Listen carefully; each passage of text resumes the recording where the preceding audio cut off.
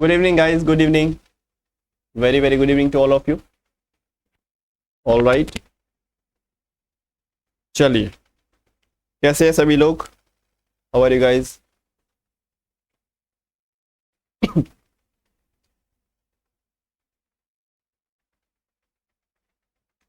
Good evening, good evening.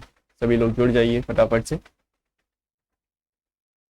तो as you all know कि हमने लास्ट क्लास में स्पीड, टाइम एंड डिस्टेंस ये टॉपिक स्टार्ट किया था और इसके कॉन्सेप्ट जाने थे, ट्रेन बेस्ड क्वेश्चंस किए थे. तो आज के इस सेशन में हम लोग उसी टॉपिक को आगे बढ़ाते हैं. ठीक है, good, very good, very good. Okay, all right. तो इस टॉपिक के अंदर कुछ क्वेश्चंस हम और करेंगे related to the train based questions and related to the relative speed. उसी से क्वेश्चन आते हैं हमेशा हर साल. और उसके बाद एक बोट एंड स्ट्रीम का एक टॉपिक उसको कवर करेंगे. ठीक है, ऑल राइट. तो चलिए करते हैं स्टार्ट.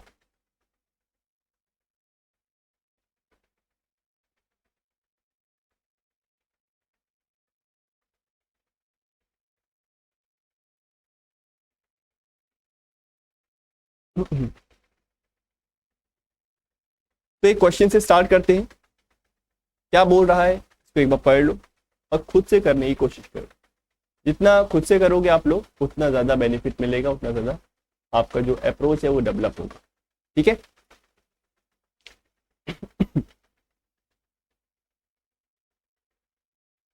चलो, क्वेश्चन से बोल रहा है two trains X and Y cross each other in 48 seconds when both are running in same direction.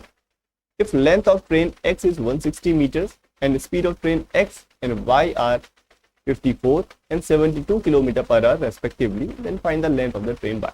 We have to find the length of train y. क्या ये क्वेश्चन हम लोगों ने किया था लास्ट क्लास में? मुझे नहीं लगता है क्वेश्चन हम लोगों ने किया है, तो इसको अब करिए. जितना भी जो भी इंपॉर्टेंट पार्ट है वो तो हमें करना ही करना है, क्योंकि हमें 15 क्वेश्चन बनाने हैं एग्जाम, वो भी आधे घंटे के अंदर. 30 मिनट्स में 15 क्वेश्चन बनाए जा सकते हैं. अगर आपको ये पता लग जाए तो 20 क्वेश्चन में से कौन से 15 क्वेश्चन हमें करने हैं. 15 का टारगेट आपका होना चाहिए. फिर उसके बाद आप 13, 12 ऐसे क्वेश्चन कर पा रहे हो, that are more than sufficient. ठीक है. 12 क्वेश्चन भी अगर आपने कर लिए कम से कम, तो 24 नंबर तो ऐसे ही पा लोगे. बाकी के नंबर आपका जो पार्ट बी है पार्ट सी से लगाओगे. ठीक है. तो 24 नंबर अगर यहाँ से आप निकाल लोगे आसानी से, तो फिर बाकी आपको लोड नहीं पड़ेगा बी और सी में. बताइए भाई, what will be the right answer for this question. आपको इक्वेशन बनाना है. You have to make equation और उनके ऊपर बेस फिर आपको उन इक्वेशंस को सॉल्व करके you have to find the length of train Y. तो एक्स और वाई ट्रेन है, एक दूसरे को क्रॉस करती हैं 48 सेकेंड के अंदर, वो भी सेम डायरेक्शन में. You know, in the same direction जो रिलेटिव स्पीड होती है उनके बीच में हम डिफरेंस देखते हैं. यानी कि the relative speed will be equal to 72 minus 54, यानी कि 18 किलोमीटर पर आवर. ठीक है. उसके बाद अगर मैं इसको मीटर पर सेकंड में चेंज करता हूं, तो लेट्स मल्टीप्लाई इट बाई 5/18. ठीक है.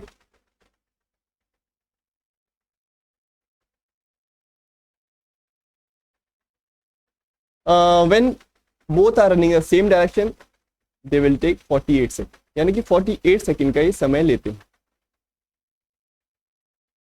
If the length of the train X is 160 metre, यानी कि ट्रेन की जो लेंथ है अगर 160 मीटर है एक्स ट्रेन की, और we have to find the length of the train Y.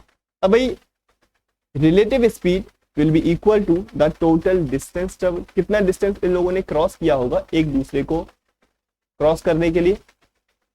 That distance will be the sum of length of both the train, दोनों ट्रेन की जो लेंथ का सम है वो इसका टोटल डिस्टेंस हो जाएगा. This is for x and this is for y. Divided by the total time, that will be 48. When you will calculate it, you will get the value of y. तो simple सी equation आपको बनानी थी. When you will cross multiply, what you will get? The value of y will be 240 minus 160 यानी कि 80 metre. Train की length कितनी होगी? That will be 80 metre only. बात समझ में आ गई सभी लोगों को? बताइए.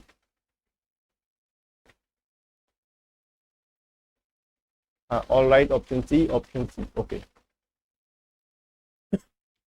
आपको पता है दो ट्रेन है इस तरह से, दोनों सेम डायरेक्शन में जा रही हैं. Both are going in the same direction. एक का स्पीड हमको दे रखा है 160 मीटर, दूसरे का स्पीड हमने y मान लिया, सॉरी दूसरे का लेंथ हमने y मान लिया. एक का स्पीड है 54, दूसरे का स्पीड है 72 किलोमीटर पर आवर. ये हमको स्पीड दे रखी है. Then we have to find the length of the train y. दोनों सेम डायरेक्शन में है and the relative speed will be 18 kilometre per hour, या हम कहें 5 मीटर पर सेकेंड.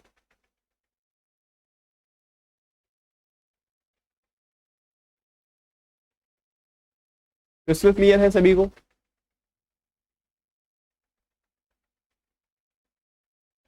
चलिए आगे बढ़ते हैं नेक्स्ट क्वेश्चन पे. किसी को कोई दिक्कत समस्या है तो मुझे बताइए.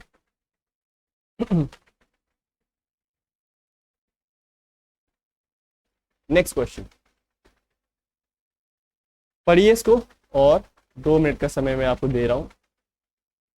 ऊपर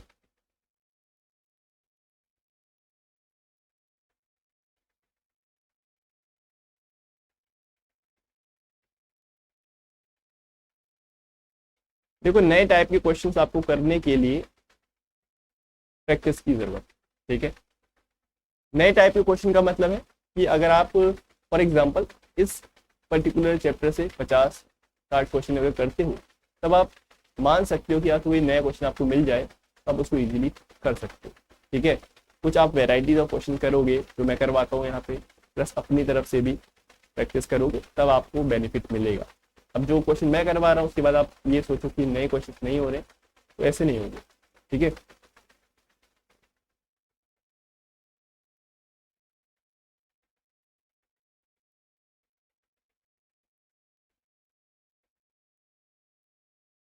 इसको देखिए, how to solve this question. Language change कर देता है एग्जाम में. बस लैंग्वेज को अगर आप समझ जाते हो एक बार में, तो बस इक्वेशन बनाना होता है. Option A. ओके, इसमें कुछ ज्यादा कैलकुलेशन नहीं है. हमको बस लेंथ ट्रेन ए और बी की 2 टाइम्स हाफ ऐसे ही कुछ कह रहा है.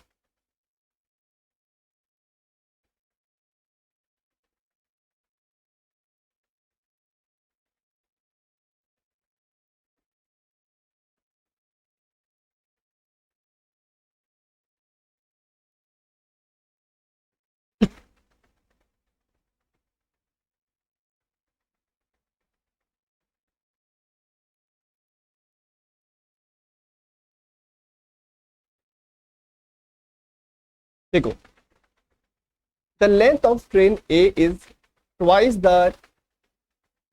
दैट ऑफ ट्रेन बी, यानी कि जो ए ट्रेन की जो लेंथ है वो डबल है किसके? बी ट्रेन से. And speed of train A is half of that of train B if train A crosses a man 4 seconds. यानी कि इस तरह से क्वेश्चन कह रहा है. मान लो बी ट्रेन की जो लंबाई है वो x है, तो ए ट्रेन की लंबाई इसका दुगना यानी कि 2 टाइम्स ऑफ x हो जाएगा. And speed of train A is half of train B, यानी कि ए ट्रेन की जो स्पीड है वो आधी है किससे? बी से. अगर मान लो बी की स्पीड 2y है, तो ए की स्पीड इसकी आधी यानी कि दिस विल बी y. हमने x और y मान लिए, कोई दिक्कत नहीं है. If train A crosses a man in 4 second, अगर ट्रेन ए जो है वो किसी आदमी को 4 सेकेंड में पूरी तरह से क्रॉस कर लेती है, तो भाई what will be the speed of train, that will be Y. Y की स्पीड से 2x डिस्टेंस को अगर कवर किया जाएगा तो 4 सेकंड का समय लगेगा, क्योंकि कोई भी एक ट्रेन एक आदमी को क्रॉस करेगी तो खुद की लेंथ के बराबर डिस्टेंस को चलना पड़ेगा, जितनी उसकी लेंथ है that is 2x upon 4 seconds ले रहा है। तो यहां से एक इक्वेशन बन के आएगी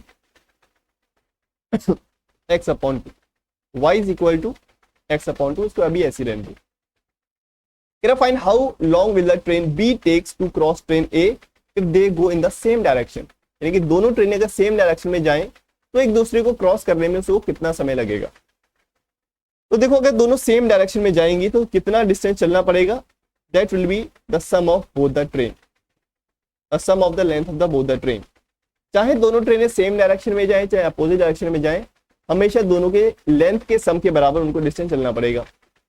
लेकिन दोनों अगर सेम डायरेक्शन में है then what will be the relative speed, relative speed will be the difference between both the speed, दोनों स्पीड के बीच का जो डिफरेंस होगा 2y minus y, that will be y।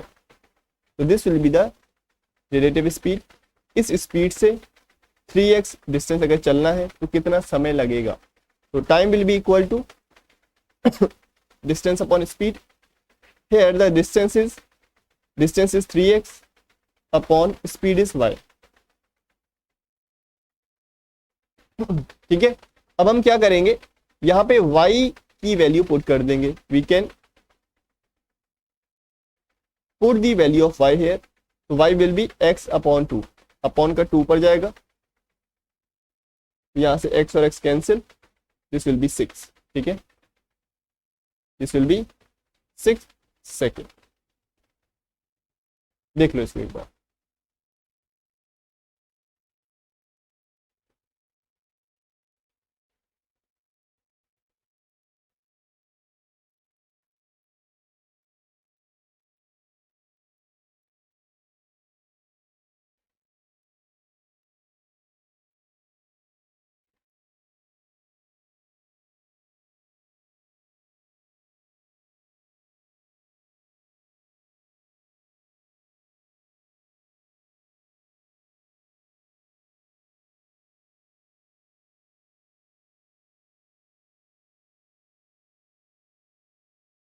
ठीक है, चलो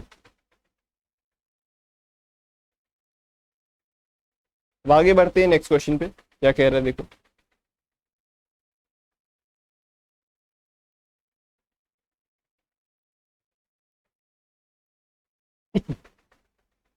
ओके, दिस क्वेश्चन,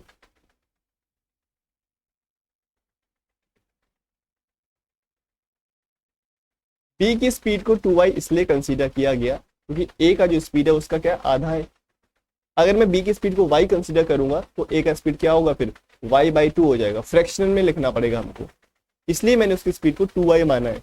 जिसको अगर मैं आधा भी करूंगा तो केवल y ही वैल्यू वहां पे पुट करनी पड़ेगी मुझे। अगर y पुट करता तो यहाँ पे y/2 आ जाता है, दैट्स वाई कैलकुलेशन आसान होगा ऐसा एज्यूम करके।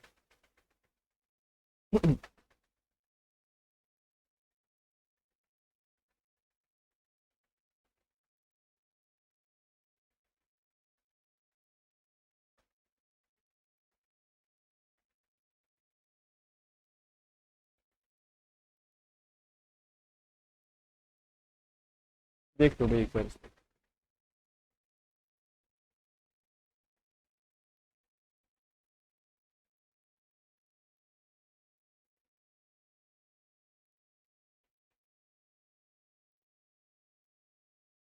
करिए इसको।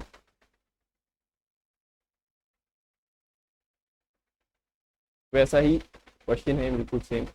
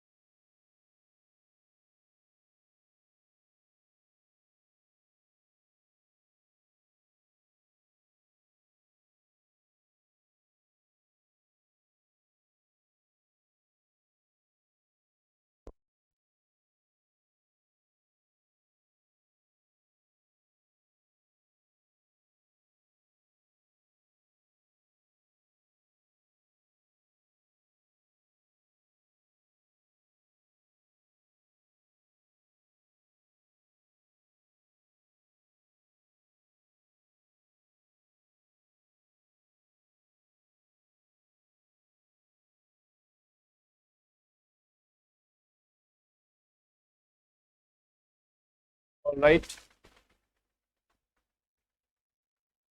चलिए अब देख लेते हैं। बोला जा रहा है अ cyclist cover a certain distance at a constant speed if a jogger covers half the distance in the double the time as the cyclist, the ratio of the speed of the jogger to that of the cyclist। ठीक है। कहने का मतलब ये है कि जो cyclist है वो कवर करता है एक सर्टेन डिस्टेंस और एक कांस्टेंट स्पीड से। इसके अंदर if a jogger cover half the distance,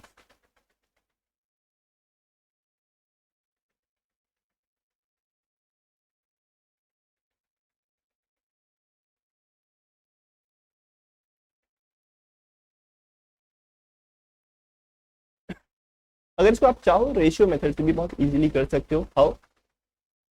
इस तरह से क्या रहा है, the jogger cover half the distance in the double the time. अगर जॉगर हाफ डिस्टेंस कवर करता है, अगर साइक्लिस्ट 2x डिस्टेंस कवर करेगा तो जॉगर उसका आधा यानी कि x डिस्टेंस कवर करेगा इन डबल द टाइम, यानी कि डबल समय में।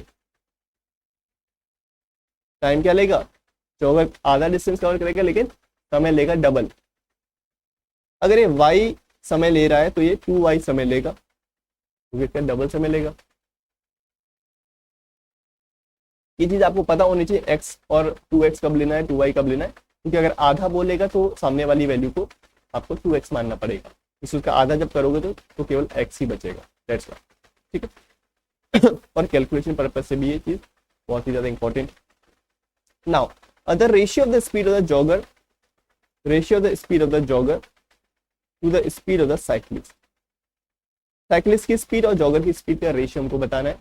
तो speed will be equal to, jogger के लिए डिस्टेंस है कितना x अपॉन टाइम है 2y अपॉन, और cyclist distance is 2x and time is y. Also when you will solve this, this will be x upon 2y into y upon 2x. Y और y cancel, x और x cancel, and this will be equal to 1 upon 4, यानी कि 1 ratio 4 will be the right answer. 1 ratio 4 will be the right. Option number 1 answer होगा इसका, तो जरा सही से ध्यान से करना।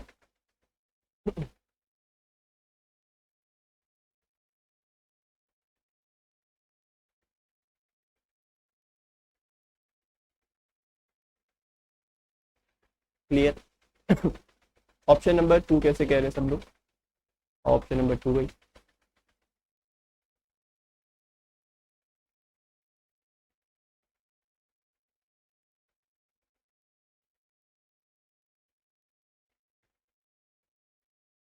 आया समझ?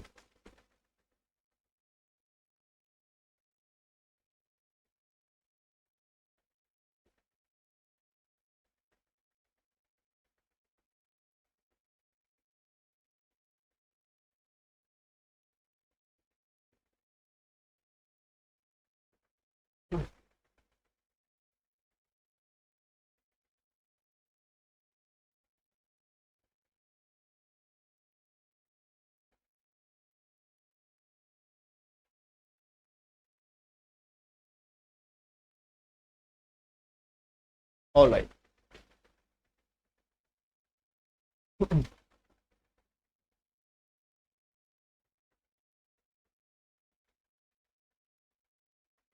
ठीक है, अब सही कर लिया ना? चलो आगे बढ़ते हैं। तो जो आपसे पूछा गया है ना क्वेश्चन में, जो पहले बोला गया है उसको पहले लिखना है, जो बाद में बोला गया उसको बाद में, नहीं तो फिर रेशियो गड़बड़ हो जाएंगे। यहाँ पे दोनों ऑप्शन दिख रहे हैं, 4 1 भी दिख रहा है, 1 4 भी दिख रहा है, तो गलती से फिर आप सेकेंड वाला लगा दोगे आने की बात। All right.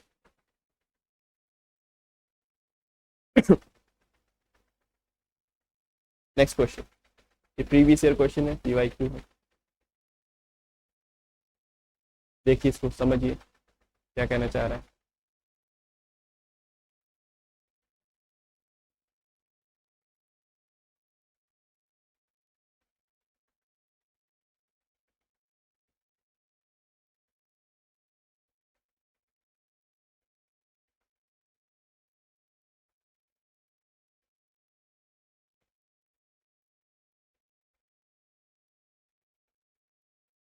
यस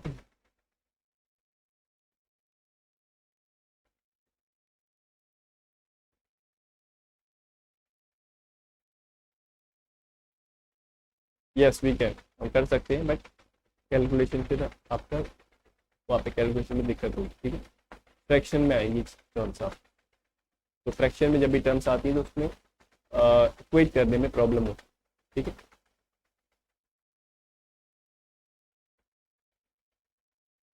क्या कह रहा है, क्वेश्चन को पढ़िए, समझने की कोशिश करो। Two locomotives are running towards each other,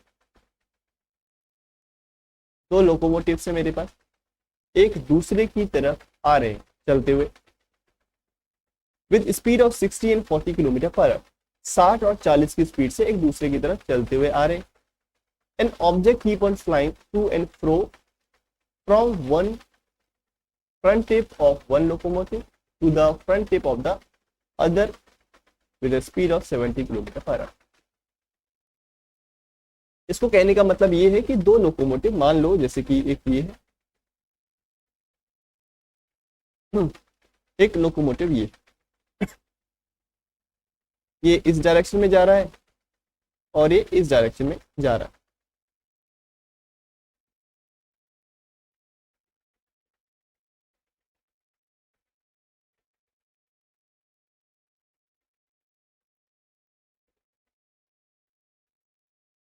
sixty और 40 की स्पीड से एक दूसरे की तरफ चलता हुआ आ रहा है, और जब एक दूसरे के चलता हुआ आ रहा है तो ये कह रहा है इस दौरान, इस टाइम पीरियड में एक मूविंग ऑब्जेक्ट, एक मूविंग बॉडी है जो कि इनके बीच में टू एंड फ्रो मोशन कर रहा है।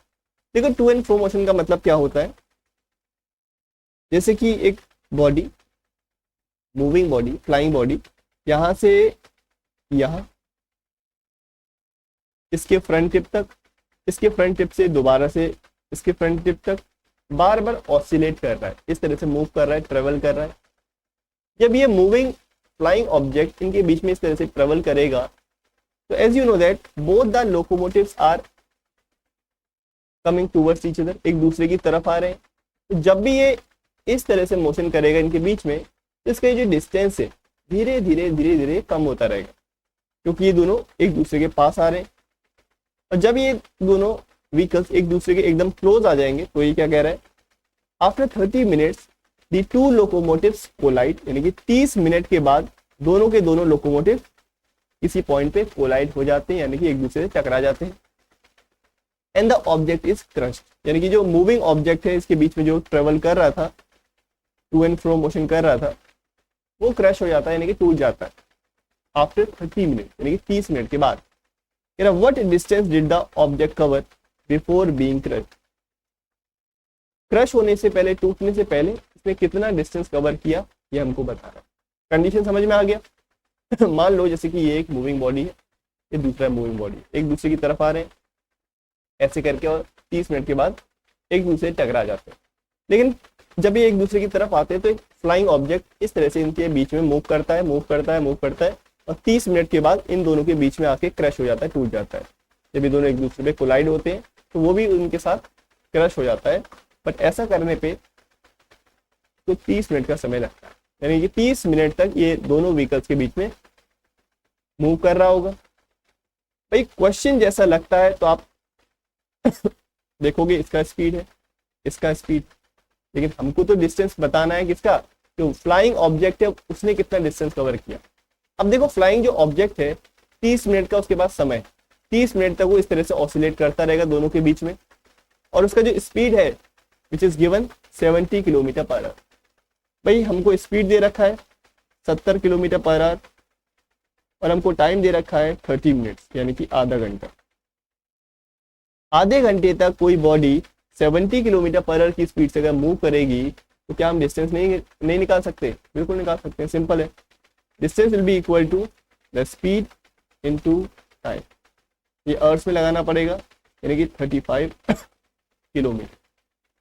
बाकी की जो इन्फॉर्मेशन है वो जस्ट हमको कंफ्यूज करने के लिए दी है। ये दो बॉडीज हैं जिनकी स्पीड इतनी और इतनी है, एक दूसरे की तरफ मूव कर रही हैं, तो उनकी स्पीड से कोई भी लेना देना हमको नहीं। सिंपल सी बात ये है कि जो फ्लाइंग बॉडी है उन दोनों के बीच में इस तरह से मूव कर रही थी 70 किलोमीटर पर आवर की स्पीड से, और 30 मिनट तक का उसके पास समय था ऐसा मूवमेंट करने के लिए। तो 30 मिनट यानी कि आधा घंटा, 70 किलोमीटर पर आवर यानी कि distance will B 35 kilometre, 35 kilometre का डिस्टेंस वो कवर कर लेगा। Is it clear? अगर क्वेश्चन से समझ में आता है ढंग से, सोल्यूशन तो कुछ है ही नहीं इसमें, बहुत ही आसान सा सवाल था। लैंग्वेज लंबी चौड़ी दे रखी है just to confuse.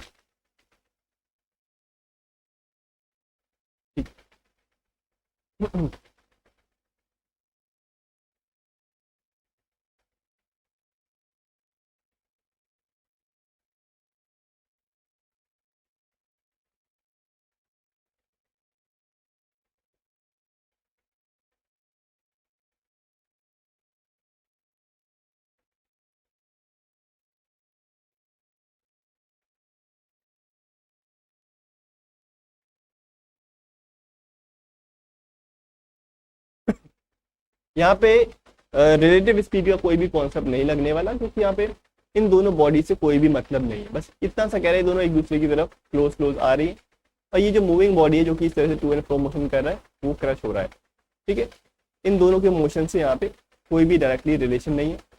We have to equate the distance of the flying object.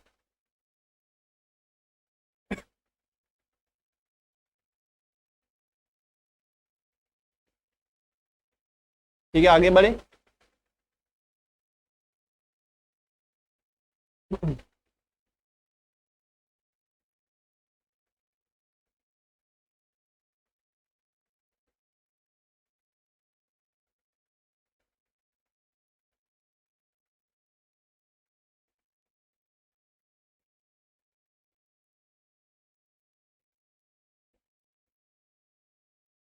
दोबारा से रिपीट कर दूं क्या? ये बहुत आसान सी बात है, देख एक बार फिर से देखो। जैसे कि ये दो मूविंग बॉडी, एक ये है और एक ये, एक दूसरे की तरफ 60 और 40 की स्पीड से चलती हुई आ रही है, और 30 मिनट के बाद एक दूसरे से टकरा जाती है। इस तरह से आई और एक दूसरे पे टकरा गई। लेकिन इस टाइम पीरियड के बीच में क्या होता है, जब ये एक दूसरे की तरफ आ रही होती है, ये बॉडी जब एक दूसरे की तरफ चलती हुई आती है, उसी टाइम पीरियड पे एक फ्लाइंग ऑब्जेक्ट जिसकी स्पीड 70 किलोमीटर पर आवर है, इस ऑब्जेक्ट से यानी इसके फ्रंट टिप से इसके फ्रंट टिप तक मूव करता हुआ जाता है ऐसे करके, और वापस इस बॉडी पे आता है। यहाँ से यहाँ जाता है, फिर यहाँ से यहाँ जाता है। तो ऑब्वियसली जब ये टाइम के साथ साथ ये दोनों गाड़ियाँ क्लोज आएंगी, तो उसका जो जो ये जो डिस्टेंस है, जो टू एंड फ्रो मोशन कर रहा है, ये भी कम होता रहेगा। और 30 मिनट के बाद ये इन दोनों के बीच में यहाँ पे आके क्रश हो जाएगा, टूट जाएगा। जब ये टूट जाएगा इसका मतलब इसके पास 30 मिनट का समय है इस तरह का मोशन करने के लिए। 30 मिनट का समय देता हूं मैं इस बॉडी को जिसकी स्पीड 70 किलोमीटर है, तो कितना डिस्टेंस कवर कर पाएगा? 70 की स्पीड से आधे घंटे में, दैट विल बी 35 किलोमीटर। बस इतना सा यहाँ पे क्वेश्चन था।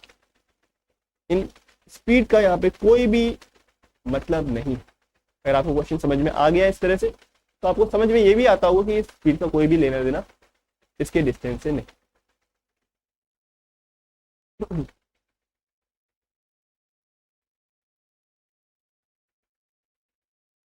दोनों के बीच का डिस्टेंस कैसे पूछेगा? दोनों के बीच का डिस्टेंस तो पूछने का सवाल ही नहीं उठता है। अगर दोनों एक दूसरे को कोलाइड होने में 30 मिनट का समय लगाती, तो दोनों के बीच का अगर डिस्टेंस, इनिशियल डिस्टेंस पूछेगा, वो हम कैलकुलेट कर सकते, वी कैन कैलकुलेट दैट। तब वहां पे रिलेटिव स्पीड का कॉन्सेप्ट लग जाएगा। अगर उससे इनिशियल डिस्टेंस पूछा जाएगा तो तब वो क्वेश्चन का टाइप कुछ और होता, बट जो क्वेश्चन पूछा गया है तो वहां पे रिलेटिव स्पीड का कोई मतलब नहीं।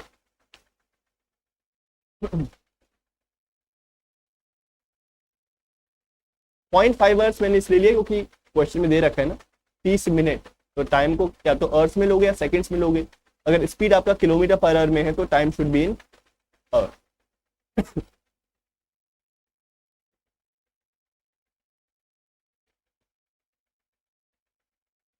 ठीक है, ओके। नाउ अब हम बात करेंगे बोट एंड स्ट्रीम के बारे में, जो बोट एंड स्ट्रीम का कॉन्सेप्ट है उसके बारे में। ठीक है, तो इतने क्वेश्चंस हम लोगों ने कर लिए हैं। कुछ क्वेश्चंस आपको खुद भी करने हैं प्रैक्टिस में, डीबीपी के क्वेश्चंस करने हैं, और साथ ही साथ जो PYQ है बुक से वो भी करने हैं। तभी आपको कॉन्फिडेंस आएगा कि हाँ कि एक अगर कोई नया क्वेश्चन आ जाता है तो उसको कैसे सॉल्व किया जाए। तभी पता लगेगा जब आप खूब सारे क्वेश्चन की प्रैक्टिस करोगे तो।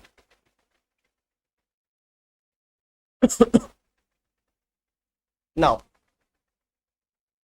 अगर हम बात करते हैं बोट एंड स्ट्रीम के बारे में, बोट का मतलब नाव, स्ट्रीम का मतलब फ्लो ऑफ वाटर, पानी का जो फ्लो है, बहाव है, तो हम बोलते हैं स्ट्रीम, यानी कि मूविंग वाटर या करंट। करंट का मतलब यहाँ पे इलेक्ट्रिक करंट से नहीं है, करंट का मतलब है फ्लोइंग वाटर, पानी का जो बहाव है उससे। बोट यानी कि नाव, यानी कि चलते हुए पानी में जो बोट है वो किस तरह से बिहेव करती है, अगर वो पानी की डायरेक्शन में जाती है, पानी के फ्लो के साथ जाती है, या पानी के फ्लो के अपोजिट डायरेक्शन में जाती है, तो किस तरह से वो बिहेव करती है उसके बारे में बात करेंगे। ठीक है, चलो अब हम बात कर लेते हैं कि इसका जो कॉन्सेप्ट है, रिलेटिव स्पीड का जो कॉन्सेप्ट है, सॉरी बोट एंड स्ट्रीम का जो कॉन्सेप्ट है तो किस तरह से वर्क करता है, पहले इसके बारे में बात कर लेते हैं। जैसे कि आप देख पा रहे हो यहाँ पे एक रिवर में, फ्लोइंग रिवर में ये अपनी बोट को रो कर रहा है, यानी कि चला रहा है। अब मैं आपसे कहूं एक रिवर के अंदर बोट को चलाइए, तो आप दो तरह से उसको चला सकते हो, या तो वाटर की डायरेक्शन में जहां पानी फ्लो हो रहा है, या वाटर के अपोजिट डायरेक्शन में यानी कि पानी के अगेंस्ट। दो तरह से आप कर सकते हो। तो देखो मैं आपसे पूछूं, अगर आप वाटर की डायरेक्शन में जाओगे, अपनी बोट को चलाओगे, तब आपकी बोट ज्यादा तेज चलेगी, या वाटर के अगेंस्ट चलाओगे तब आपकी जो बोट है उसका स्पीड ज्यादा होगा? बताइए, टेल मी। अगर आप बोट को वाटर की डायरेक्शन में चलाओगे तब उसका स्पीड ज्यादा होगा, या अगेंस्ट में बोट का स्पीड ज्यादा होगा? Tell me. तो बहुत ही कॉमन सेंस की बात है, आप बता सकते हो इसको।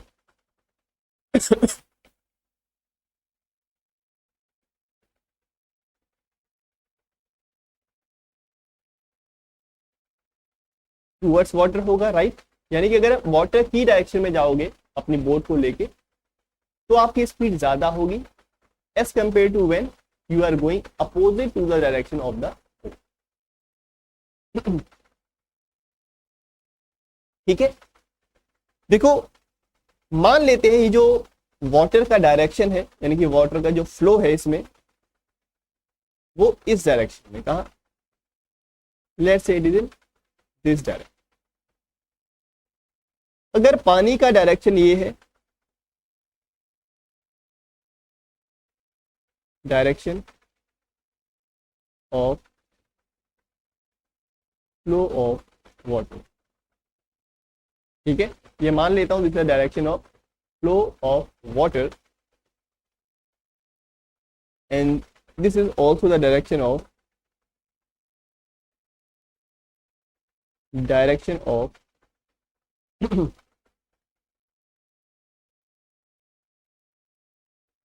बोट।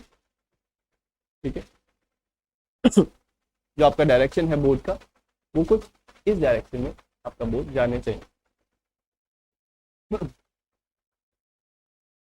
तो इसकी में अगर देखा जाए, एज यू नो, अगर दोनों सेम डायरेक्शन में है तो इनका स्पीड क्या होगा, बढ़ेगा। यानी कि बोट का डायरेक्शन अगर उसी डायरेक्शन में है जिस डायरेक्शन में हमारा बोट जा रहा है, वाटर जा रहा है, तो हमारा जो बोट का स्पीड है वो इंक्रीज होगा।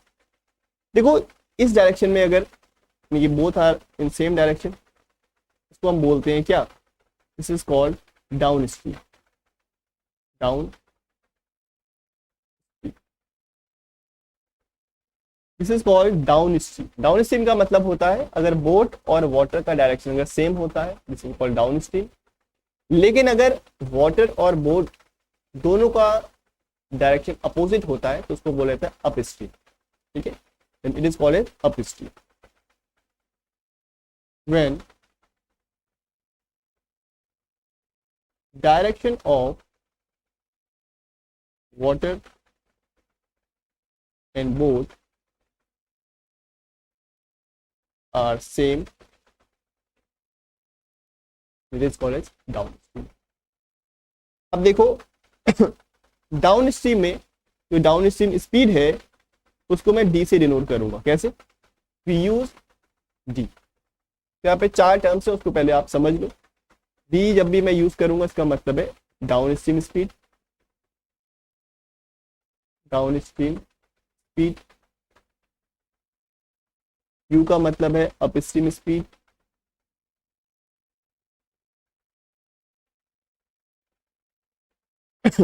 बी का मतलब है स्पीड ऑफ बोट,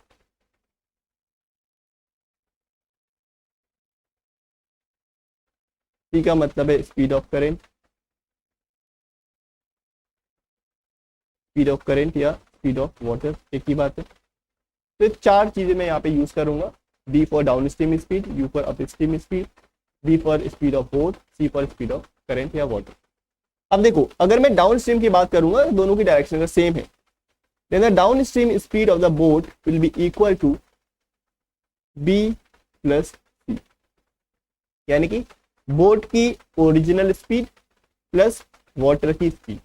अगर मैं बोट की स्पीड में पानी की स्पीड को प्लस कर दूंगा तो ये आएगा हमारा डाउन स्ट्रीम स्पीड। कभी आपने ऑब्जर्व किया है कि अगर पानी का जो फ्लो है मान लो 2 किलोमीटर पर आवर है और इसके अंदर एक बोट चल रही है, इस बोट की स्पीड है 6 किलोमीटर पर आवर, तो बोट अगर इस 2 किलोमीटर पर आवर वाले फ्लोइंग वाटर के अंदर जाएगी तो बोट की एक्चुअल स्पीड क्या हो जाएगी? बोट की एक्चुअल स्पीड हो जाएगी 8 किलोमीटर पर आवर। ये पानी का स्पीड भी इसमें ऐड हो जाएगा कि अगर दोनों सेम डायरेक्शन में जाएंगे तब। लेकिन अगर दोनों अपोजिट डायरेक्शन में जाएंगे, यानी कि बोट अगर इधर जा रही है 6 किलोमीटर पर आवर की स्पीड से और वाटर का फ्लो अपोजिट हो रहा है, तो उसका जो ओरिजिनल एक्चुअल स्पीड होगा ना बोट का, दैट विल बी 6 - 2। तब ये स्पीड वाटर क्या करेगा? इसको इसके अगेंस्ट इसको पुश करेगा। अगर बोट इधर जाएगी तो इसको अपोजिट डायरेक्शन में पुश करेगा, तो इसलिए 6 - 2 यानी कि 10, the speed will B 4 kilometre per our. तब इसका स्पीड 6 - 2 हो जाएगा यानी कि 4 किलोमीटर पर आवर। लेकिन इस डायरेक्शन में इट विल बी 6 + 2। ठीक है, तो इस चीज का ध्यान देना है। अगर डाउन स्ट्रीम है यानी कि वाटर के फ्लो के साथ अगर जाना है तो दोनों स्पीड प्लस हो जाएंगी, अगर वाटर की स्पीड के अगेंस्ट जाना है तो दोनों की स्पीड माइनस हो जाएगी। बस एक ध्यान देना कि उस कॉन्सेप्ट से आप इसको कभी भी कंपेयर मत करना जो हमने पीछे अभी ट्रेन के केस में किया। जब मैं ट्रेन को सेम डायरेक्शन में चलाता हूँ तो स्पीड माइनस करते हैं, अगर अपोजिट डायरेक्शन में चलाते हैं तो स्पीड हम क्या करते हैं? प्लस करते हैं। वो रिलेटिव स्पीड का कॉन्सेप्ट, यहाँ पे रिलेटिव स्पीड का कॉन्सेप्ट नहीं लग रहा है। यहाँ पे क्या हो रहा है? यहाँ पे वाटर के ऊपर बोट रखी हुई है जो कि इसको पुश कर रही है पीछे की तरफ या आगे की तरफ। वहां पे दो अलग अलग बॉडीज है जो कि अपने इंडिपेंडेंट उनकी डायरेक्शन में मूव कर रही है, वो चीज अलग है, ये चीज अलग है। ठीक है, तो याद रखना अगर सेम डायरेक्शन में जाएंगे दोनों तो हमेशा प्लस होगा, अपोजिट डायरेक्शन में जाएंगे तो हमेशा माइनस होगा in case of boat in stream. तो अगर डाउन स्ट्रीम का स्पीड है b + c, तो what about boat upstream? Up stream के केस में this will be b - c, boat की स्पीड माइनस करंट की स्पीड। तो ये फॉर्मूला याद रखो कि downstream is equal to b + c, upstream is equal to b - c। ठीक है, ये लिख लेना। एक दो फॉर्मूले और भी हैं जो कि आपको डायरेक्टली क्वेश्चन करने में हेल्प करेंगे। वो फॉर्मूले ये है कि b is equal to d + u/2, एक ये है, और दूसरा फॉर्मूला है c is equal to d - u/2। ठीक है, ये दो फॉर्मूले आपको इस तरह से मिल जाते हैं, तो लिख लेना इनको।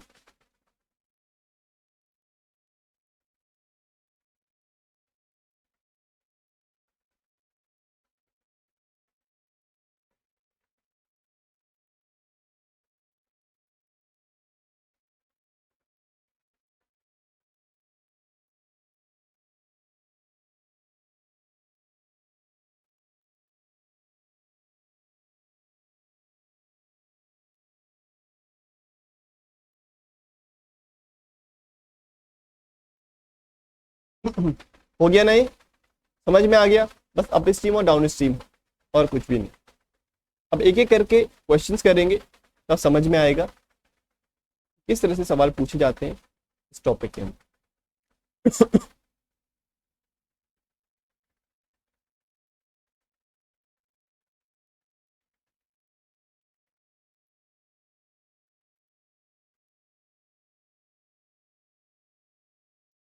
First question on your screen, हमसे बोला जा रहा है अ boat running down stream covers a distance of 20 kilometer in 2 hours while it covers the same distance upstream in 5 hours. The speed of the boat in still water is what? We have to find the speed of boat. भाई speed of boat पूछ रहा है, यानी कि we have to find b. वो जो चार terms मैंने आपको बताया ना, d, u, b और c, इन्हीं के टर्म्स में बात करेंगे हमेशा, तो आसानी रहेगी।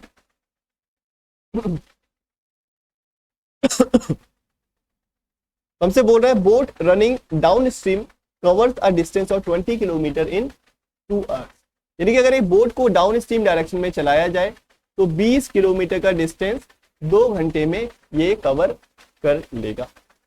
अगर डाउन स्ट्रीम हमको डिस्टेंस और स्पीड दे रखा है तो we can calculate the down stream speed. Down stream speed will be equal to the distance 20 upon the time take. इतना डिस्टेंस है, इतना टाइम ले रहा है डाउन स्ट्रीम डायरेक्शन में, तो the down stream speed will B 10 kilometre per our. यही अगर मैं अप स्ट्रीम में जाऊं, कह रहा है while it covers the same distance up stream in 5 hours, same 20 kilometre का डिस्टेंस अगर अप स्ट्रीम में जाता है तो 5 घंटे का समय लिया जाता है।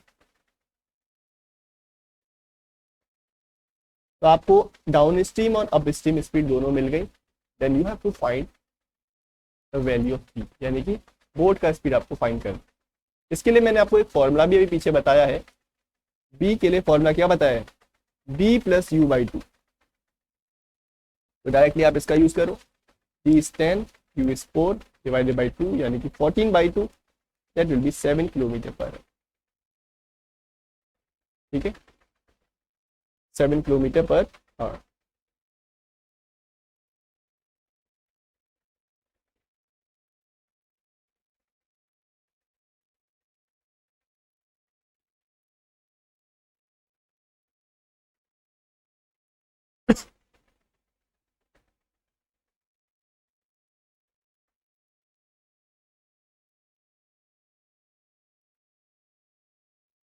ठीक है, करिए इसको, फटाफट से करके बताइए कैसा ही सवाल है।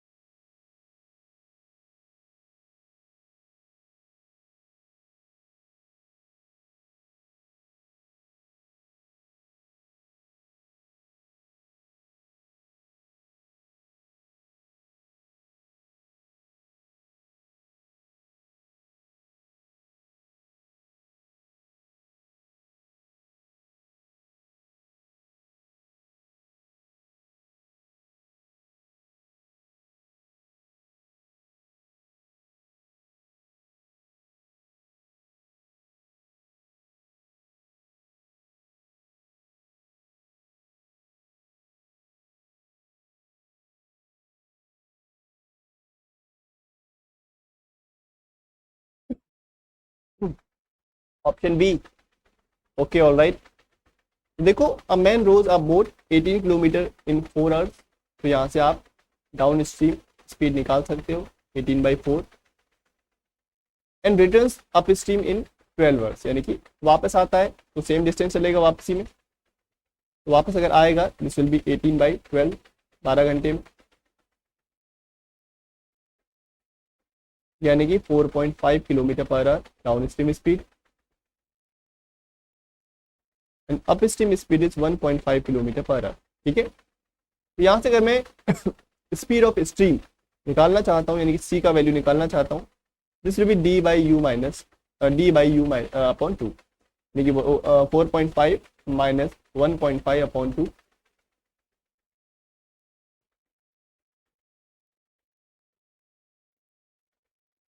it's 1.5 kilometre per hour will be the answer. ठीक है, सीधा सा सवाल है, जैसे you have to find downstream and upstream speed, उसके बाद आप करंट का वैल्यू यानी कि स्पीड ऑफ द करंट निकाल सकते।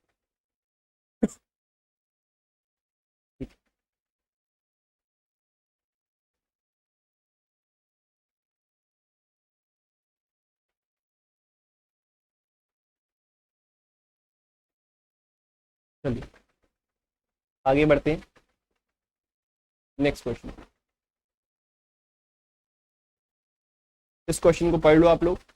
Speed of current is 5 kilometre per our, a motor boat goes 10 kilometre up stream and back again to the starting point in 50 minutes.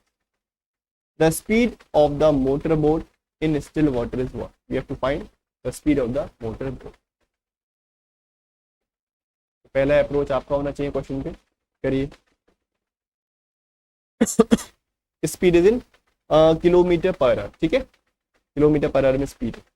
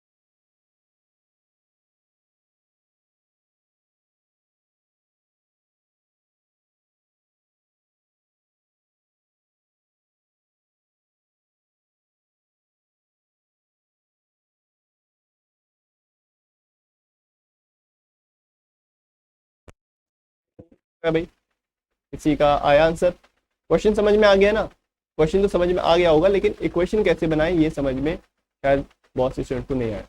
Option number A 20 कह रहे हो, okay देख लेते हैं। कोई और बताएगा मुझे? एनीवन? अब सारा फोकस यहाँ पे रखो। कह रहे speed of current is 5 kilometre per our, यानी कि करंट का स्पीड दे रखा है, यानी कि this is the value of C. A motor boat goes 10 kilometre upstream, upstream direction में 10 किलोमीटर जाता है, 10 kilometre, and back again to the starting point, उसी पॉइंट पे वापस आ जाता है। अगर यहाँ पे अप स्ट्रीम डायरेक्शन में जाएगा तो वापसी में क्या होगा?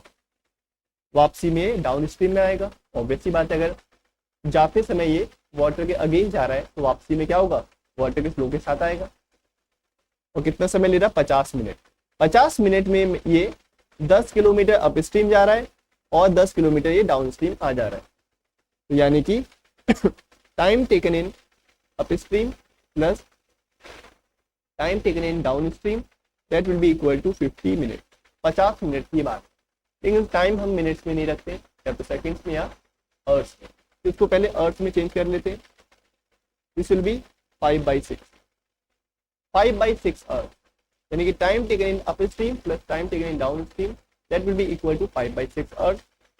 देखो टाइम क्या होता है, time is distance upon speed.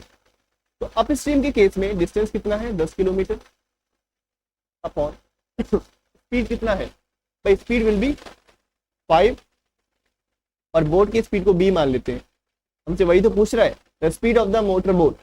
तो अप स्ट्रीम के केस में बोट की स्पीड माइनस करंट की speed, this is the speed of upstream, plus downstream के केस में डिस्टेंस इज 10 अपॉन बोट की स्पीड प्लस करंट की speed, that will be b+5, that will be equal to 5/6।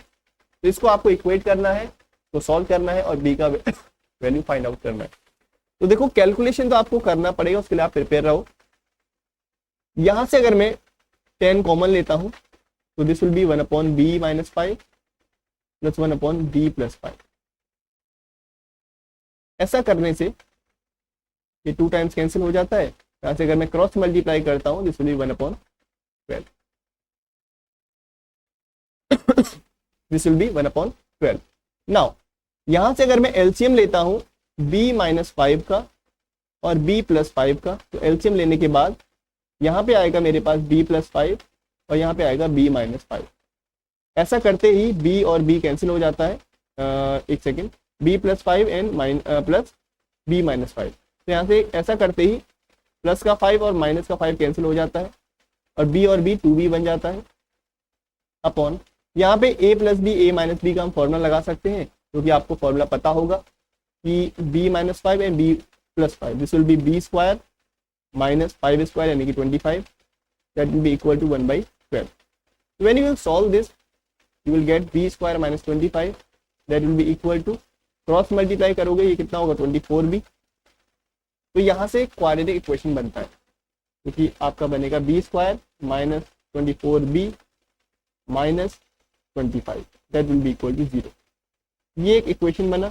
इस equation को जब आप solve करोगे you will get the value of b, यानी कि बोट की स्पीड आपको मिल जाएगी। कैसे सॉल्व करना है, देखो b² - 24b, मैं क्या करूंगा, 24b को 2 पार्ट्स में स्प्लिट करूंगा, 25b माइनस का और प्लस का b, this is called splitting the middle term. और क्वाड्रेटिक इक्वेशन को सॉल्व करना आपको आता है, आपको समझ में आता होगा यहाँ पे कि how to split the middle term. -24b को हम 2 पार्ट्स में बांट लेते हैं, -25b प्लस b में, जब तो मैं सॉल्व करूंगा तो यही आएगा -24b। ऐसा करने के बाद इन दोनों टर्म में से हम कुछ कॉमन लेंगे।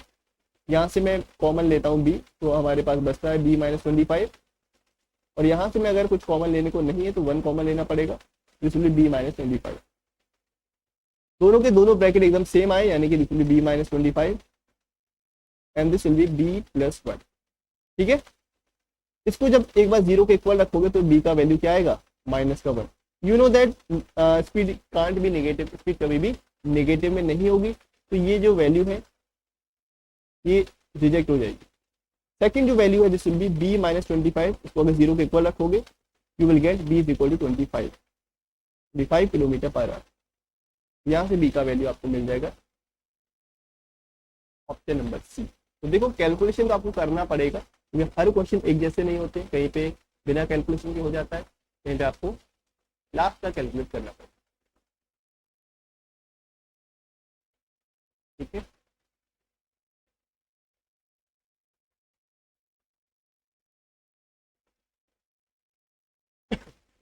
कोई दिक्कत परेशानी किसी को बताइए।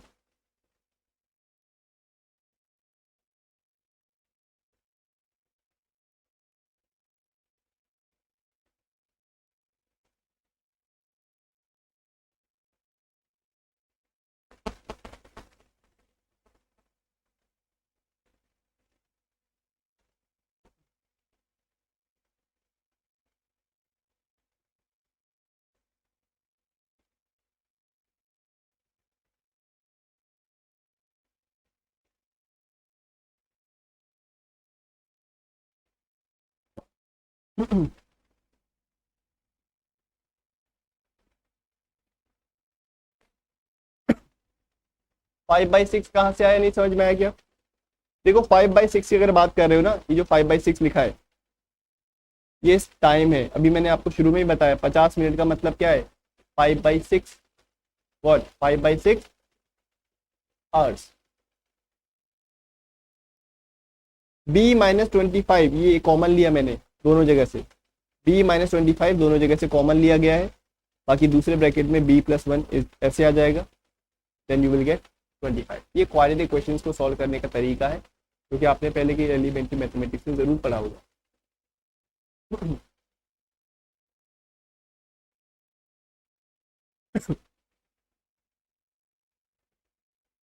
बताइए, कोई दिक्कत परेशानी?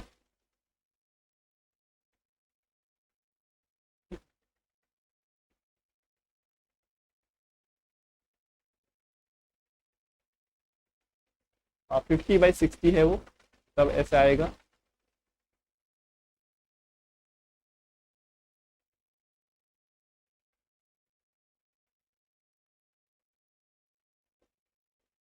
दोनों साइड का टाइम है, हमसे क्वेश्चन में बोला गया है। देखो कह रहा है speed of the current is 5 kilometre per hour and a motor boat goes 5 kilometre upstream and back again to the starting point in 50 minutes, यानी कि जा रहा है और वापस आ रहा है 50 मिनट में, ठीक है। चलिए आगे बढ़ते हैं नेक्स्ट क्वेश्चन पे। देखो क्या बोल रहा है।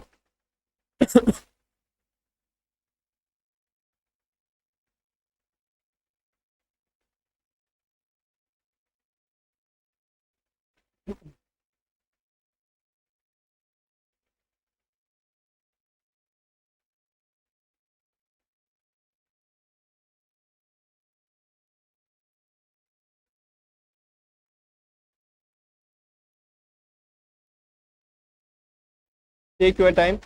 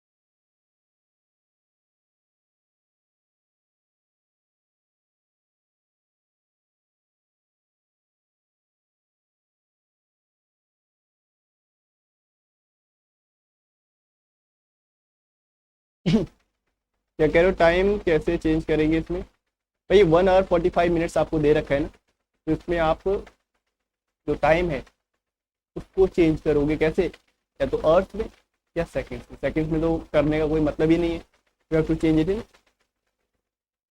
अर्थ में चेंज करोगे, ठीक है। करो भाई फटाफट से।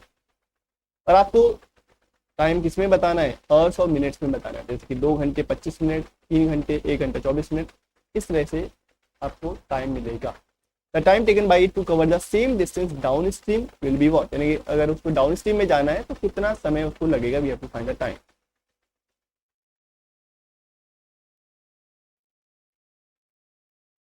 हाँ right.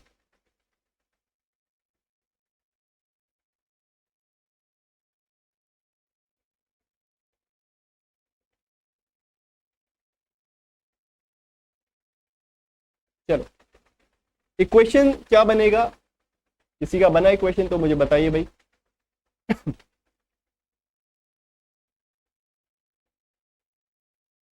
A motorboat in still water travels at a speed of 36 kilometre per hour. ठीक है, स्टिल वाटर में अगर मैं बात करूं स्टिल वाटर में जो मोटर बोट का स्पीड है वो 36 किलोमीटर पर आवर हमको दे रखा है। तो this is B, that is 36 kilometre per hour. It goes 56 kilometre upstream, ये 56 किलोमीटर अप स्ट्रीम जाता है 1 घंटे में। तो 56 किलोमीटर अगर अप स्ट्रीम जाता है 1 घंटे में, तो यू नो दैट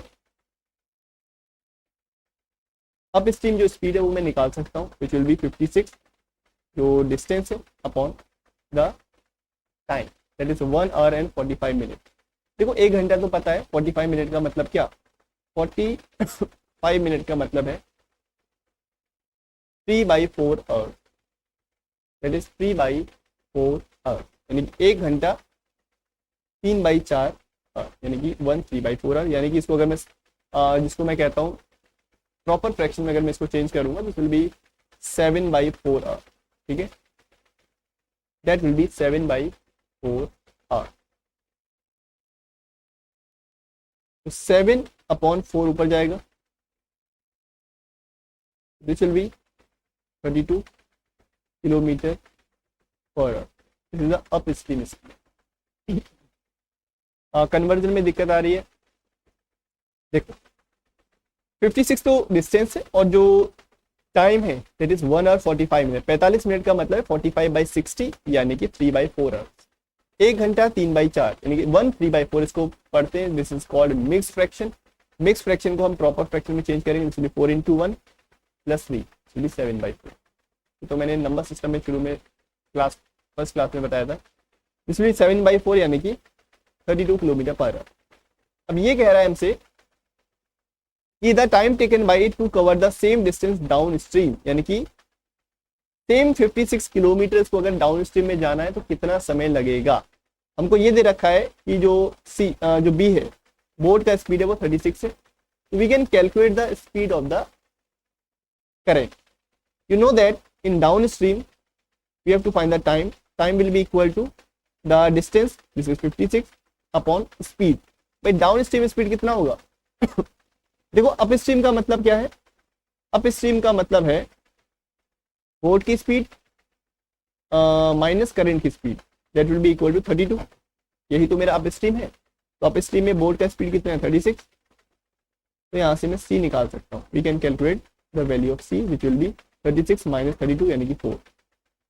करंट का स्पीड पता लग गया, तो डाउन स्ट्रीम क्या होगा, down stream will be speed of the boat plus speed of the current, 56/40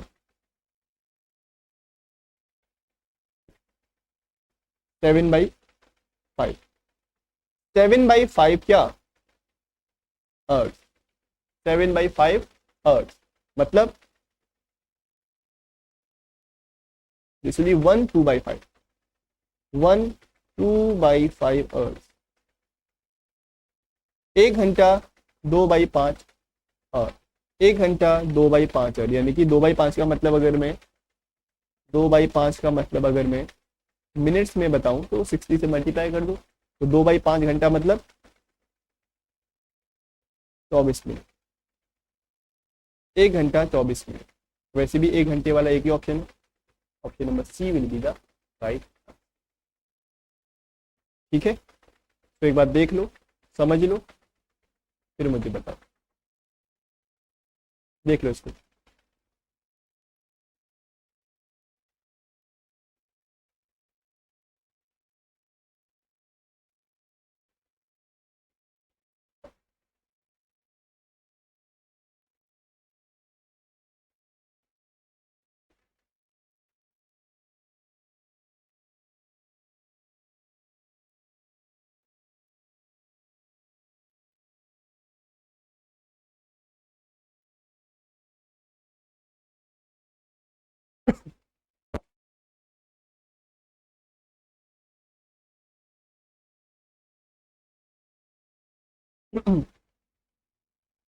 all right, चलो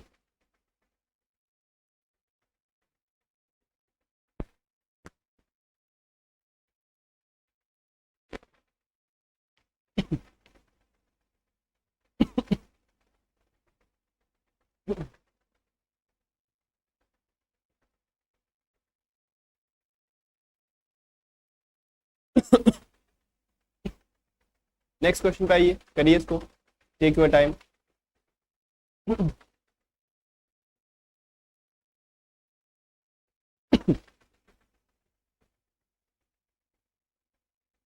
संडे टेस्ट नहीं मिल रही है एप्टीट्यूड की, संडे टेस्ट नहीं मिला क्या एप्टीट्यूड का? आपको लाइफ साइंस के साथ एप्टीट्यूड मिल रहा है कि नहीं मिल रहा है, ये बताओ मुझे पहले। लाइफ साइंस का जो आपका मॉक टेस्ट होता है, जो संडे टेस्ट होता है, उसके साथ आपको एप्टीट्यूड मिलता है क्या?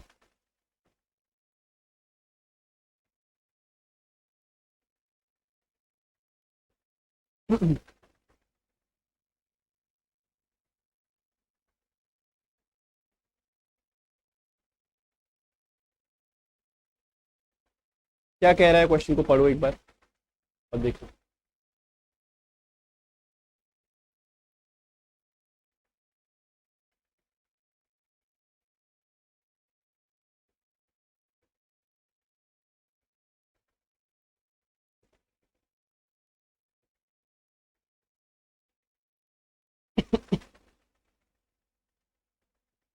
ओके, नहीं मिलता उसके साथ तो ठीक है, मैं बात करता हूँ, क्योंकि उसी के साथ मिलना चाहिए आपको, लाइफ साइंस के साथ। इसमें केवल पार्ट बी और पार्ट सी मिल रहा होगा आपको, राइट?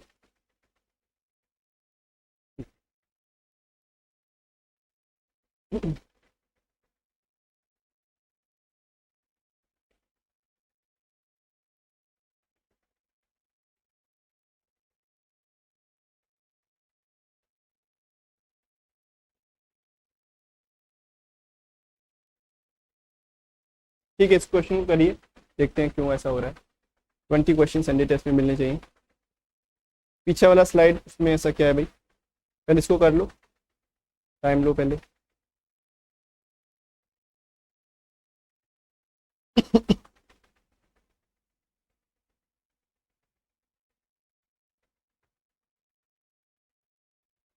ऑप्शन बी आ रहा है, ठीक है। बोल रहा है हमसे, in a fix time a boy swims double the distance along the current that he swims against the current. कहने का क्या मतलब है, समझे? एक फिक्स टाइम में, यानी कि टाइम सेम है, एक जो लड़का है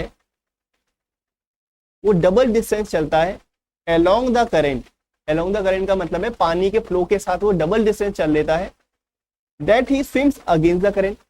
जितना वो पानी के अगेंस्ट जाता है उस डिस्टेंस से डबल डिस्टेंस चल लेता है। कब? जब वो पानी के फ्लो के साथ जाता है। अगर फॉर एग्जांपल मैंने एक लड़के को बोला कि 1 घंटे डाउन स्ट्रीम जाना है और 1 घंटा अप स्ट्रीम जाना है, तो डाउन स्ट्रीम डिस्टेंस, जो डाउन स्ट्रीम डायरेक्शन में जो डिस्टेंस कवर कर रहा है वो डबल डिस्टेंस कवर कर रहा है as compare to upstream. ऐसा कुछ सवाल है। तो हमसे कह रहा है, if the speed of the current is 3 kilometre per hour, the speed of the boy in still water is what.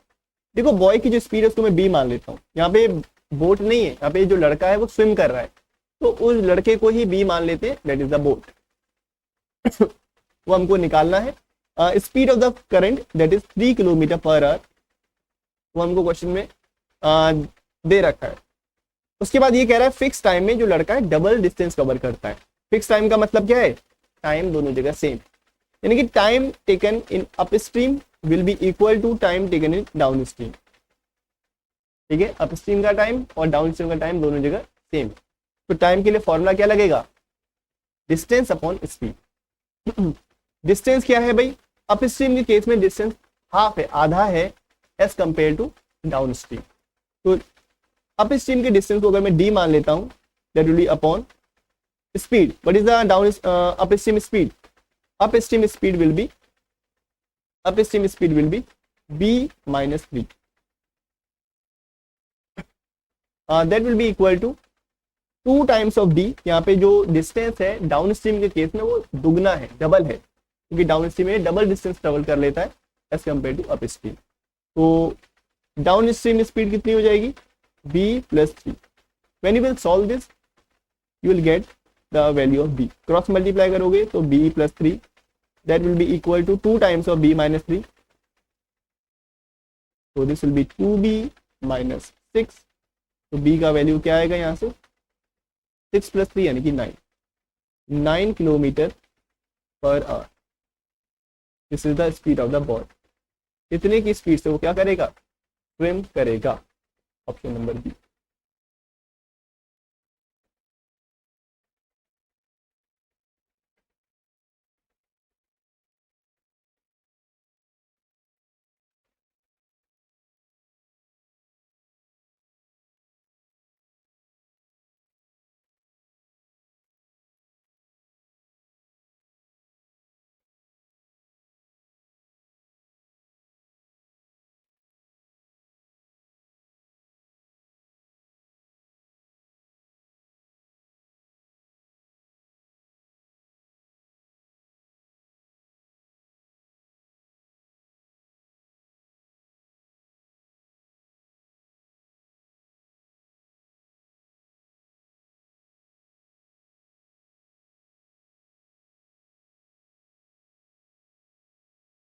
Clear?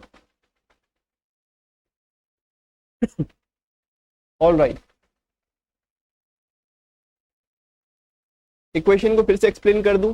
देखो सिंपल सी बात है, हमको ये बोला गया है, अगर एक लड़के से बोला गया कि भाई तुमको सेम टाइम दिया जाएगा, उस सेम टाइम में आपको एक बार अप स्ट्रीम जाना है, एक बार डाउन स्ट्रीम जाना है, तो वो डाउन स्ट्रीम के डायरेक्शन में जब जाएगा तो डबल डिस्टेंस ट्रेवल कर रहा है as compare to the upstream.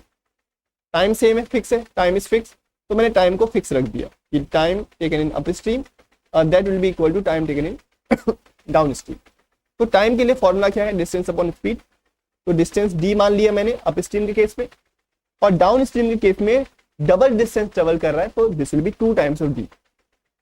ठीक है, अपॉन अप स्ट्रीम के केस में अप स्ट्रीम का हम स्पीड लगाएंगे, तो अप स्ट्रीम का मतलब बोट माइनस करंट, यानी कि B minus C, that is 3 हमको दे रखा है सी का वैल्यू, बी माइनस 3।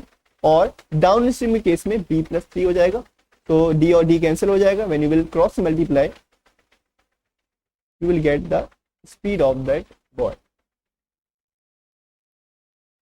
तो सही जगह से अगर आप शुरुआत करोगे ना तो टाइम नहीं लगेगा।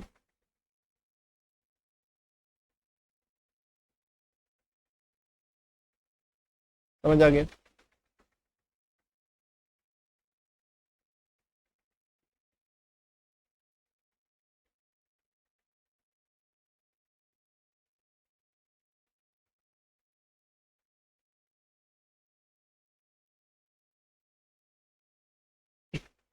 नेक्स्ट करिए इसको।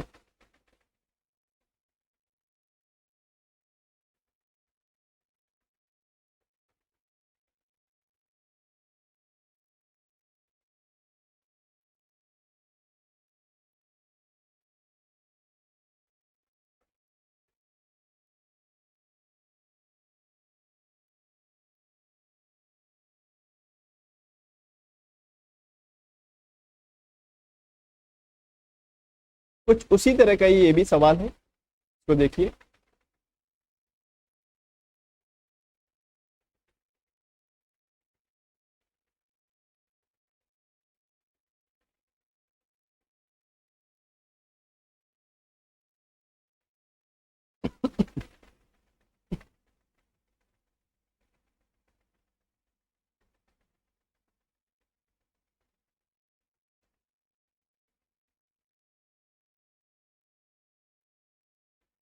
नेक्स्ट स्लाइड में ये लो भाई, क्या था ये वाला क्वेश्चन था ना, देख लो।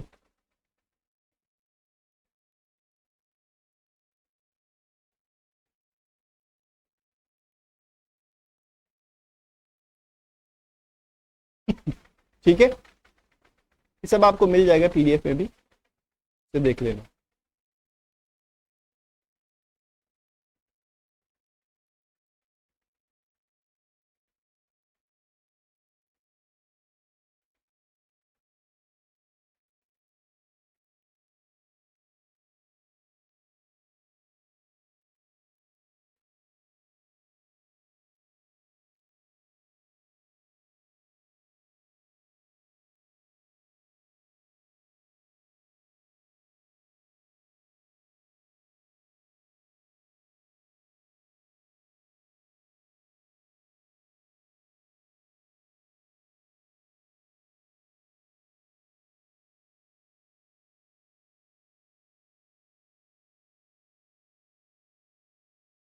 समझ आया क्वेश्चन?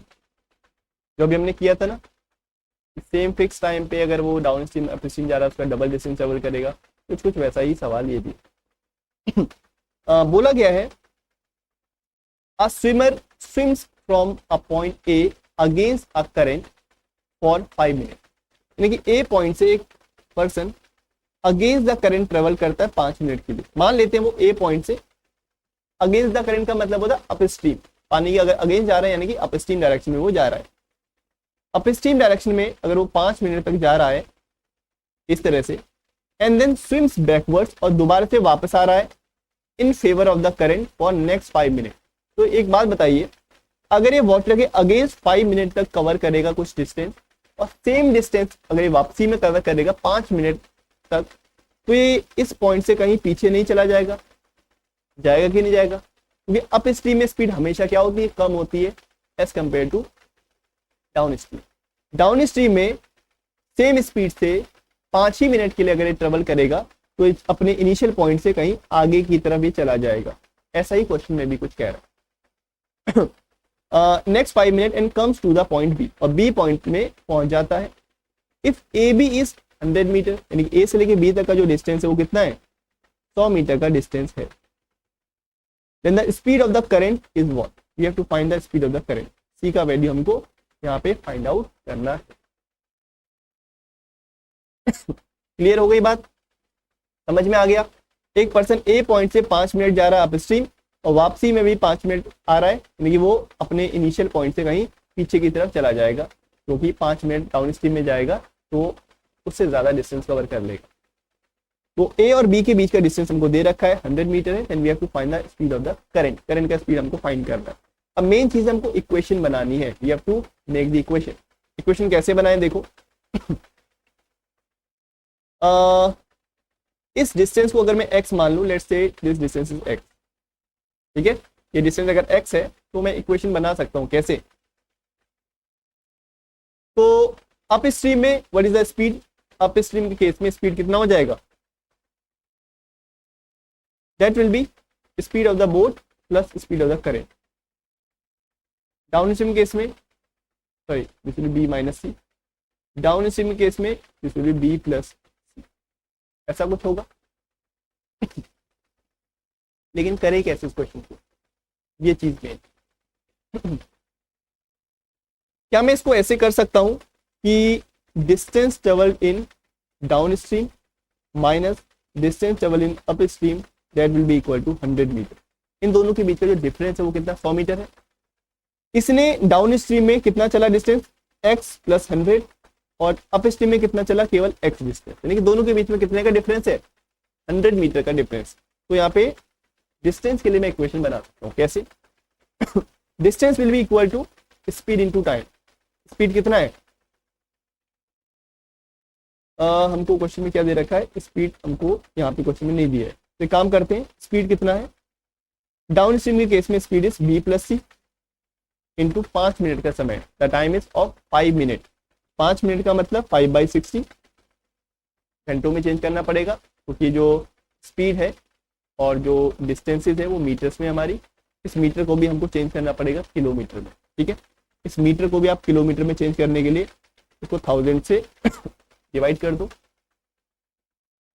माइनस डाउन स्ट्रीम के केस में सॉरी अप स्ट्रीम के केस में this will be B minus T into time is again 5/60। Time तो सेम ही रहेगा, यहाँ पे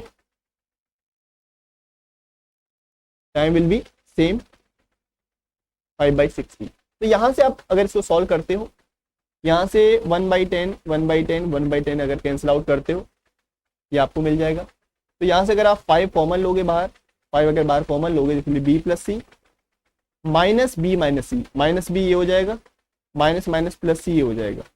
that will be equal to 1, और यानी कि 1 ही बचेगा बस।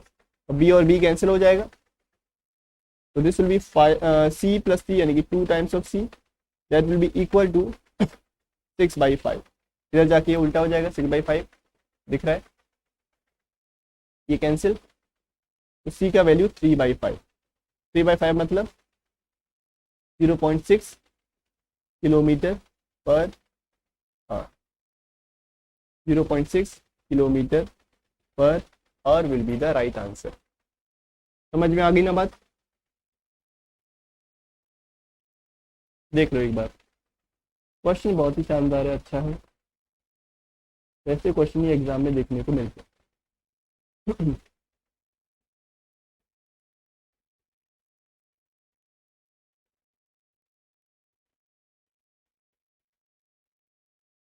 तो क्वेश्चन को स्टार्ट कहाँ से करना है ये तो समझ में आपको आना चाहिए, तो तभी समझ में आएगा जब इस तरह के क्वेश्चन की प्रैक्टिस करोगे। कब टाइम को सेम रखना है, इक्वल रखना है, कब डिस्टेंस के डिफरेंस लेना है, ये क्वेश्चन टू क्वेश्चन डिपेंड करता है। वहाँ पे टाइम फिक्स दे रखा है, टाइम सेम दे रखा है, तो टाइम को बराबर रख दिया। यहाँ पे दो डिस्टेंस के बीच का जो डिफरेंस है वो हमको 100 मीटर दे रखा है, वो हमने ऐसे करा है।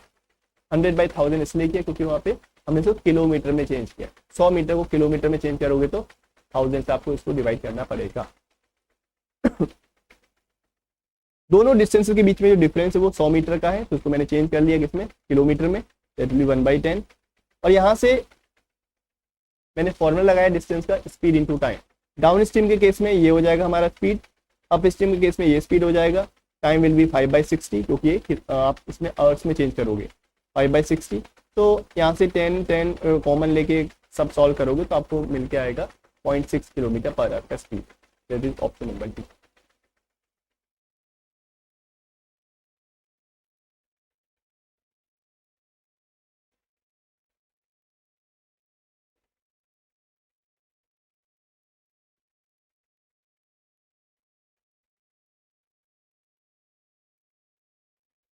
ठीक है, चलो मैं आपको कुछ क्वेश्चन दे दूंगा इसी के अंदर, आप उसको करना। नेक्स्ट, लगाइए दिमाग, जितना दिमाग लगाना है आप एग्जाम से पहले लगा लो क्वेश्चन में।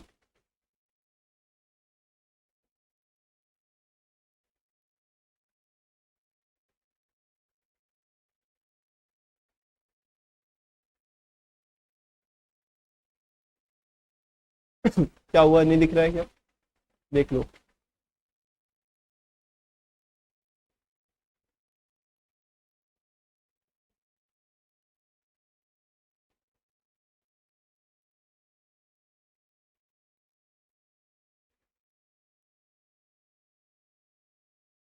ठीक है, चलो आगे बढ़ते हैं। D-U/2 कैसे होगा? D-U/2 के लिए हमको यहाँ पे D यानी कि डाउन स्ट्रीम और अप स्ट्रीम स्पीड दोनों पता होने चाहिए, क्योंकि हमको पता ही नहीं। ठीक है, we don't know the downstream and upstream speed, इसका वैल्यू हमको नहीं पता। तो तब बेनिफिशियल है जब आपको D और U पता हो।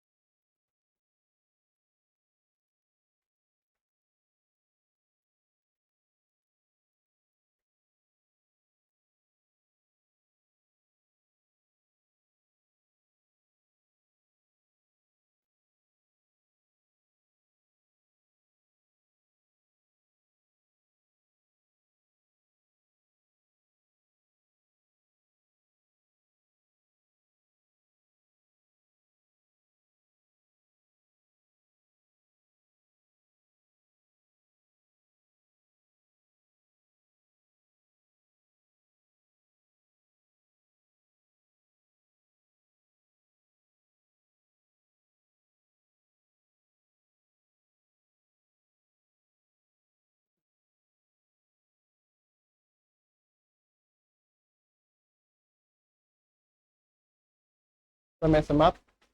नाउ देख लो क्वेश्चन क्या कह रहा है। The speed of the boat in still water is 5 kilometre per our more than the speed of the current, यानी कि जो बोट की स्पीड है करंट की स्पीड से 5 किलोमीटर पर आवर ज्यादा है। And the ratio of the speed of the boat and in down stream to the speed of the boat in still water is 4:3। हमको किसका रेशियो दे रखा है? Speed of the boat in down stream यानी कि down stream speed और speed of the boat के बीच में हमको रेशियो दे रखा है, इट इज 4:3। क्या मैं यहाँ से करंट की स्पीड निकाल सकता हूँ? बिल्कुल निकाल सकता हूँ, क्योंकि डाउन स्ट्रीम का मतलब क्या होता है? डाउन स्ट्रीम का मतलब होता है बी प्लस सी। तो डाउन स्ट्रीम कितना है? 4 है। अगर रेशियो के टर्म्स में बात करूँ, डाउन स्ट्रीम कितना है? 4, बोर्ड कितना है? 3। तो यहाँ से सी कितना हो जाएगा? सी विल बी 1। करंट कितना हो जाएगा? 1। क्या यहाँ से मैं अप स्ट्रीम निकाल सकता हूँ? बिल्कुल निकाल सकता हूँ।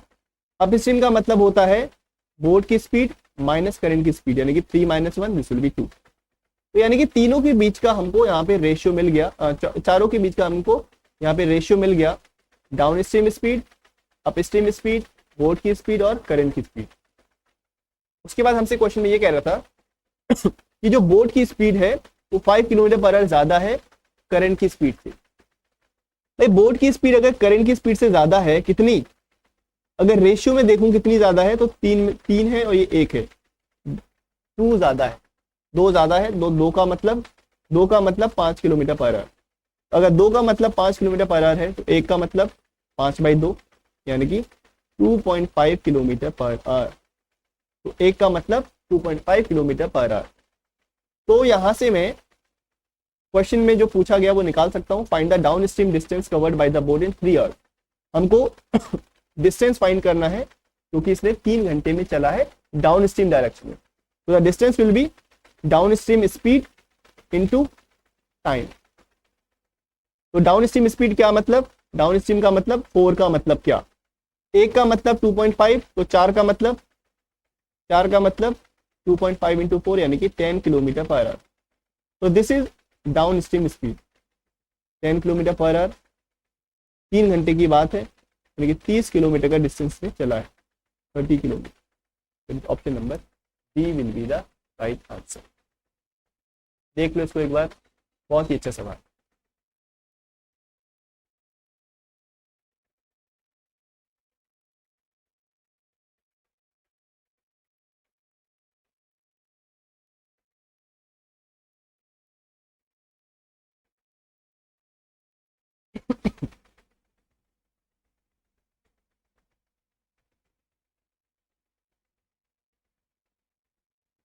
समझ आ गया सभी को?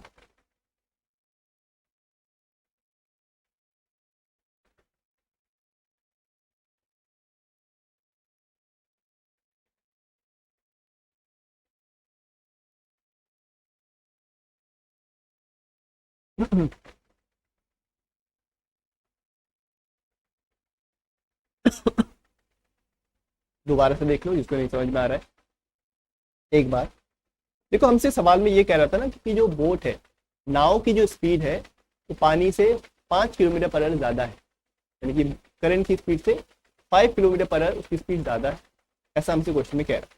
लेकिन उसके बाद ये भी कह रहा है कि जो रेशियो है डाउन स्ट्रीम स्पीड का और स्पीड ऑफ द बोट का, यानी कि अगर मैं उन 4 टर्म्स के की अगर बात करूं, तो यानी कि हमको डी और बी, डाउन स्ट्रीम स्पीड और बोट की स्पीड का रेशियो हमको दे रखा है 4:3।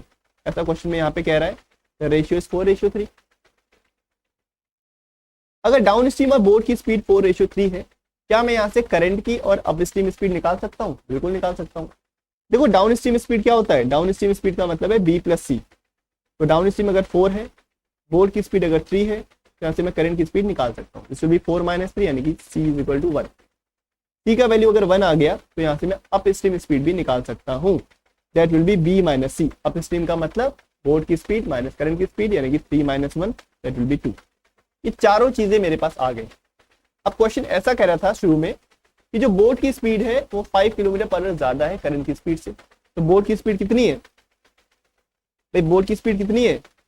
बोट की स्पीड है 3 किलोमीटर 3, और सी कितना है? 1। तो 3 और 1 के बीच में कितने का डिफरेंस है? 2 का डिफरेंस है। तो 2 का मतलब 5 किलोमीटर पर आवर। कितने का डिफरेंस क्वेश्चन में कह रहा था? तो 1 का मतलब 5/2। तो 5/2 का मतलब 2.5 किलोमीटर पर आवर। अगर 1 का मतलब 2.5 है, तो डाउन स्ट्रीम यानी कि 4 का मतलब क्या? 4 का मतलब 4 इंटू 2.5, यानी कि 10 किलोमीटर पर आवर। तो 10 इंटू 3, क्योंकि हमको टाइम दे रखा है डाउन स्ट्रीम का, that will B 30 kilometre per our. That will be the right answer. देख लो इसको एक बार।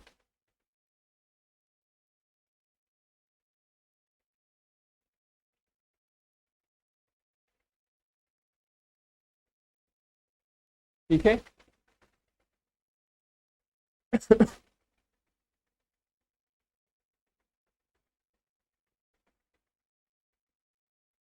देखो आज ही मैंने आपको कॉन्सेप्ट बताया है बोर्ड एंड स्ट्रीम का, तो आप कुछ प्रैक्टिस आप खुद से करोगे तो क्वेश्चन बन जाएंगे, ठीक है, डोंट वरी।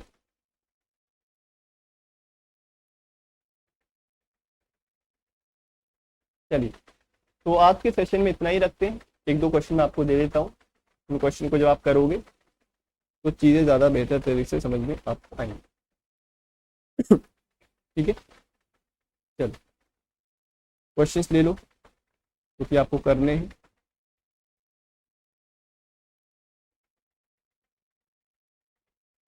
तो ये क्वेश्चन तो सेम ही आ गया, तो एक ही क्वेश्चन बचा है, फिर एक क्वेश्चन ये कर लेना और एक क्वेश्चन यहाँ पे कहीं बच गया था हमारे पास, ये ऊपर, ठीक है।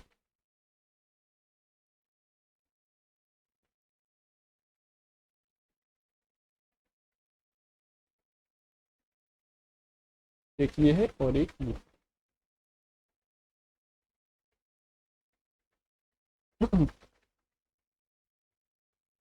4 × 2.5 कैसे आया भाई? 4 का मतलब तो है ना, डाउन स्ट्रीम का मतलब क्या है, 4 है, तो 4 का मतलब निकालने के लिए एक का मतलब तो निकाल लिया, एक का मतलब है 2.5 किलोमीटर पर आवर, तो 4 का मतलब क्या, तो 4 टाइम्स हो जाएगा, 10 किलोमीटर पर आवर, ठीक है। तो ये क्वेश्चन आपको करने हैं। तो कल मिलेंगे एक नए टॉपिक के साथ।